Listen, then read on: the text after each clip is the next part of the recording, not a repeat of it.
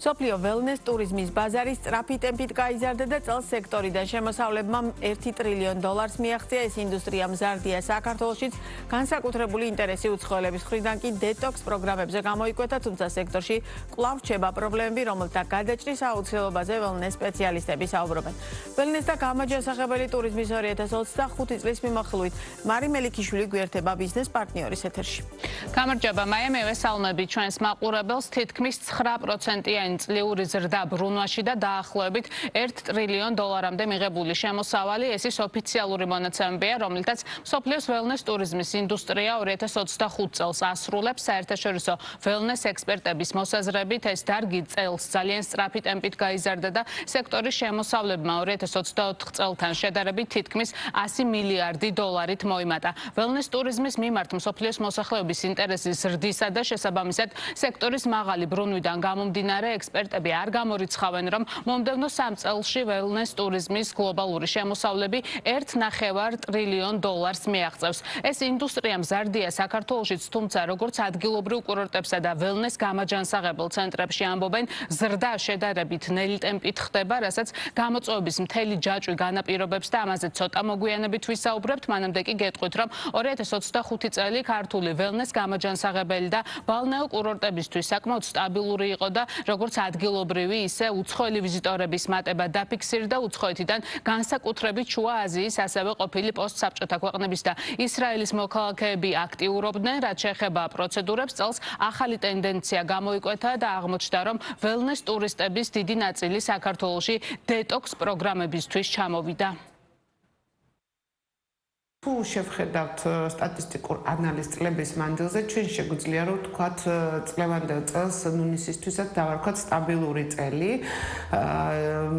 ამიტომ დიდი ცვლილებები არ ყოფილა, თუმცა მაინც მოხდა სადღაც 10%-იანი მატება. ეს მნიშვნელოვანია ისეთი პატარა კურორტის, რომელიც მხოლოდ სეზონზე მუშაობს. ასევე უფრო მეტად ზრდა შეიმჩნევა და ტენდენცია აქ თბილისის კურორტზე, აქ შეიძლება უფრო წელი არ დამთავრებულა და ამიტომ თამამად ვერ ვამბობთ ამ ციფრებს, მაგრამ ველოდებით სადღაც 20%-იან ზრდას.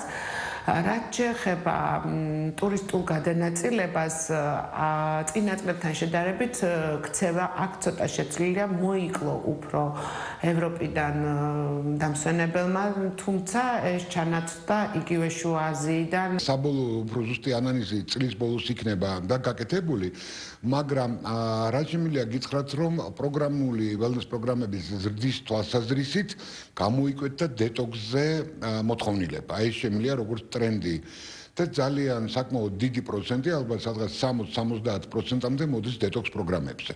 ანუ ეთყობა ეს არის რევიუების სტუმრების მხრივ, რომლებიც მაღალ შეფასებას აძლევენ ბიოლის დეტოქს პროგრამას და აი განსაკუთრებით ეს გაგვეზარდა.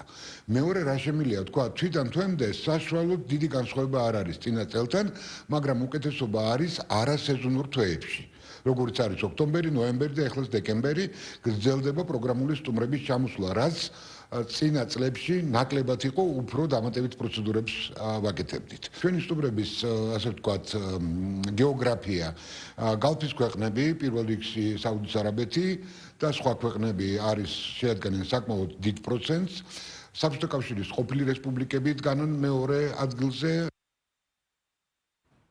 იქიდან გამომდინარე, რომ ველნეს ტურიზმით უმეტესად მაღალმხარჯველ უნარიანი ტურისტები ინტერესდებიან, ქართველი ექსპერტები მიიჩნევენ, რომ ამ დარგის განვითარება სახელმწიფომ პრიორიტეტულ ამოცანად უნდა დაისახოს, მით უფრო რომ როგორც ველნეს ექსპერტები განმარტავენ, ქვეყანაში ამ კუთხით უამრავი გამოწვევა არსებობს, მათ შორის პირველი ცნობადობის სიმცირეა, დარგის წარმომადგენლების შეფასებით საქართველოს აქვს რესურსი, კარგი ბუნებისა და კულინარიის გარდა მსოფლიო ტურიზმის რუკაზე ველნეს მიმართულებითაც პოზიციონირებდეს, ამას გარდა ბოლო წლებია სექტორი აქტიურად საუბრობს კვალიფიციური კადრების დეფიციტზე, შესაბამისი პროფესიული სასწავლებლების არ არსებობასა და ინფრასტრუქტურულ გამოწვევებზე. ველნესის რომ კარგად გაიყიდოს, ამის რეპუტაცია და იმიჯი უნდა იყოს საერთაშორისო ჩამოყალიბებული და მარტო ერთი მერცხალი გაზაფხულს ვერ მოიყვანს, ხო? აქედან გამომდინარე, ნებისმიერი გაყიდვების დეპარტამენტს ურჩევნია გეგმა შეასრულოს და გაყიდეს მარტივი პროდუქტი, როგორც არის ტურისტული პროდუქტი, რომელიც არის პრიმიტიული, დავარქოთ ყველაფერს თავის სახელი და არ გაყიდოს ის, რასაც ჭირდება მეტი შრომა და მეტი თავდადება. და მეორე არის ესეთი მომენტი არის, რომ wellness-ი რო ავიღოთ, ესე იგი იმ ის ადამიანები, რომელზეც არის დამოკიდებული ეს გაყიდვები და მისი წინსვლა, გასინჯულიც კი არ აქვს უმეტესობას არც ერთხელ. ამიტომ წარმოდგენა არ აქვს რა არის ეს პროდუქტი, არ არის განმარტება, არ არსებობს ტურიზმის დონეზე. იმისათვის რომ უფრო მეტად მოვიზიდოთ, თუნდაც უცხოელი მომხმარებელი პაციენტი და ქართველი პაციენტი უფრო მეტი ინფორმირებაა საჭირო. რას გულისხმობს მეტი ინფორმირება? მოუწევს იმას, რომ რაც შეიძლება მეტი კვლევა უნდა ჩატარდეს ამ მიმართულებით, ექიმები უნდა ჩაერთონ და მათ უნდა ქონდეთ მეტი ინფორმაცია იმის შესახებ, თუ რა დაავადებების მკურნალობა შეიძლება ასეთ დაწესებულებებში თუ კურორტებზე.